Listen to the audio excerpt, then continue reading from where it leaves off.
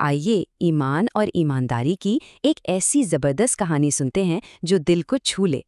اس سوال کا جواب ہمیں احمد نامی ایک شخص کی اس کہانی میں ملتا ہے۔ زندگی تو پہلے ہی مشکل تھی، لیکن اب ایک نیا امتحان اس کا منتظر تھا۔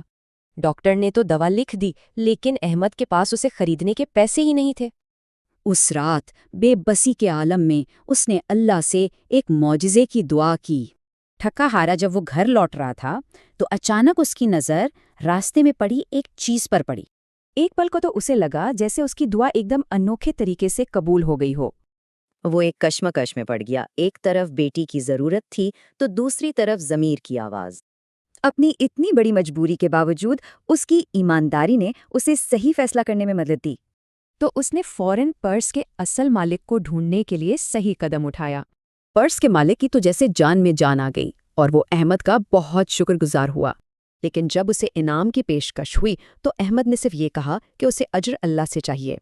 یہ دیکھ کر وہ امیر آدمی اتنا متاثر ہوا کہ اس نے احمد کی اصل ضرورت پوری کر دی۔ اب مزے کی بات یہ ہے کہ احمد کے اس عمل میں بہت گہری حکمت چھپی ہے۔ اس نے اپنی مشکل میں ہمت ہارنے کے بجائے صبر کا دامن تھامے رکھا۔ اور یہ بات حضرت علی کی اس قول کی بہترین مثال ہے کہ ایمان کی بنیاد ہی صبر اور شکر ہے۔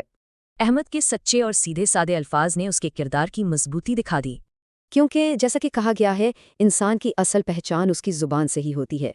تو سبق یہ ہے کہ اللہ پر بھروسہ مشکل حالات میں بھی بہترین راستہ دکھاتا ہے۔ واقعی یہ کہانی یاد دلاتی ہے کہ سچے ایمان اور توکل میں کتنی بڑی طاقت ہے۔